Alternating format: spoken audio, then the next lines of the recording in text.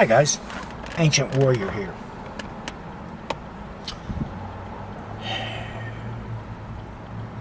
Let's talk about what's going on in Africa right now. Since I was a young kid in the 1950s,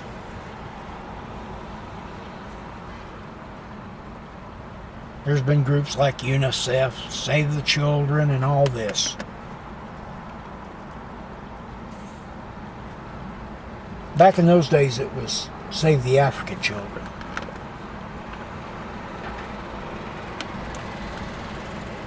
But there's a new threat coming abroad.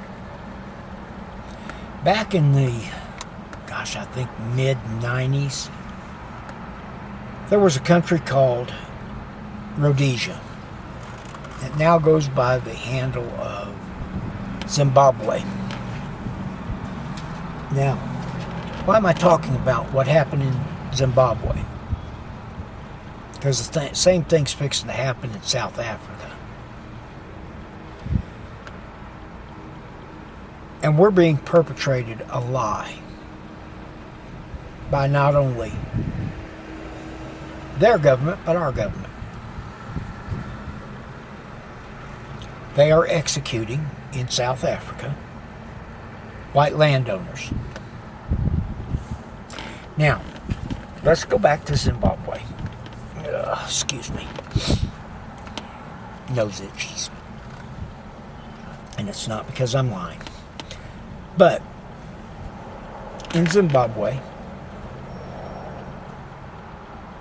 the blacks, the black government of Robert Mugabe, decided to take all the land back that white farmers owned and give it to the blacks. When the white farm owners stood up, Mugabe was halfway smart. He tried to get guns away from the people, at least the whites. Well, it didn't work too well because a lot of those boys, those Boers, Dutch German immigrants who'd come over there in the early part of the 20th century, carved out, either legally bought, traded, or was granted by the governments and tribes of the times.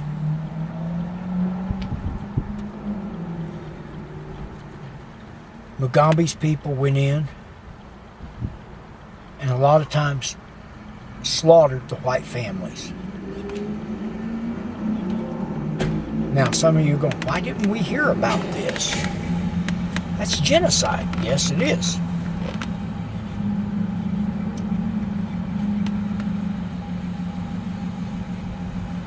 Same thing now is starting to happen in South Africa. Folks, if we're not ready, you're going to start seeing those kind of things happening in the United States.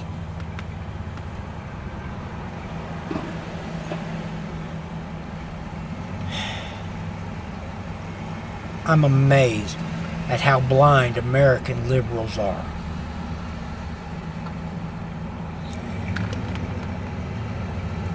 Rhodesia was called the breadbasket of Africa. It produced enough food to feed approximately 10,000 people a day. Had some of the best teas and coffees being grown. There were multitudes of coffee companies and tea companies in Rhodesia. Now that Zimbabwe, there are 3, all government controlled. 90% of the farmland lays fallow.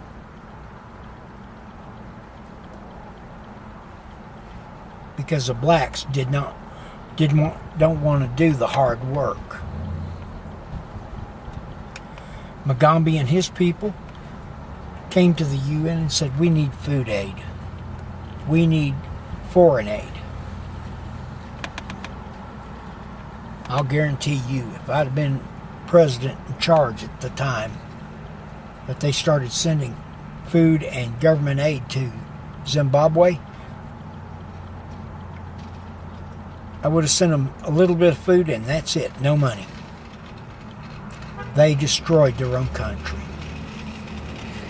by kicking out the people who wanted to make it great. Same thing right now is happening in South Africa. Folks, the Afrikaans, I don't care what you say. Nobody deserves what's going on.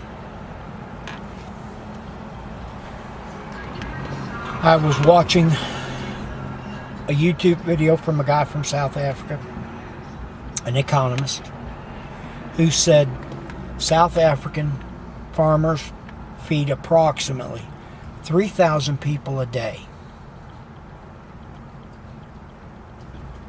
Now, they weren't to the caliber of Zimbabwe's food production,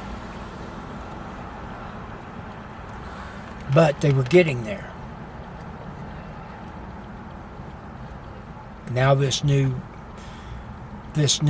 black president and his people have bluntly come out and agreed with Trump. We are going to take the land back from the white people. And then probably 3 or 4 years, 5, they're going to go to the UN and say, we don't have enough to eat to feed our people. We need food aid and we need foreign aid. Which I pray if Donald Trump's in there, he says, no, we will not give you foreign aid.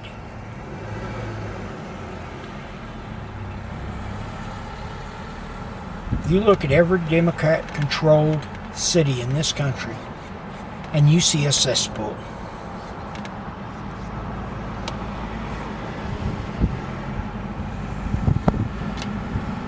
You know, I was looking the other day. There was a guy online who called San Francisco the greatest toilet in the world. People are walking down the street, defecating on the street. They're giving, I think the number was somewhere in the neighborhood of 30,000 clean needles a day to junkies. And they're throwing those on the ground. Hepatitis B and C and A are all rampant in California right now. Folks, this is the dangers of socialized governments. They care about one thing, their families.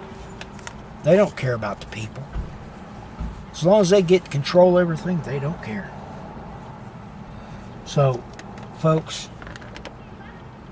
these folks who are in control of these cities, you know, Boston, New York, Chicago,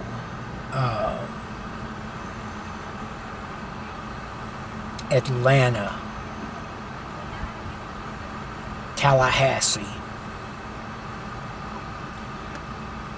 LA, San Francisco, San Diego. These people are all wanting to be in control of everything. But they don't want you to be prosperous. They want them to be prosperous, but you to be a serf. Always looking down. Never looking up and ahead.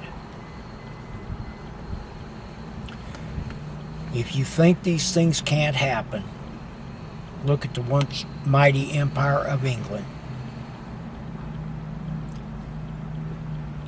Now Christians can be arrested for reading a Bible on church steps, and it has happened.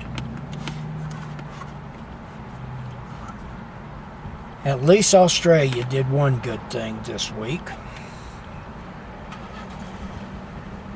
Chelsea Manning, the Army private who leaked a bunch of information, secrets from DOD, was denied entrance to Australia.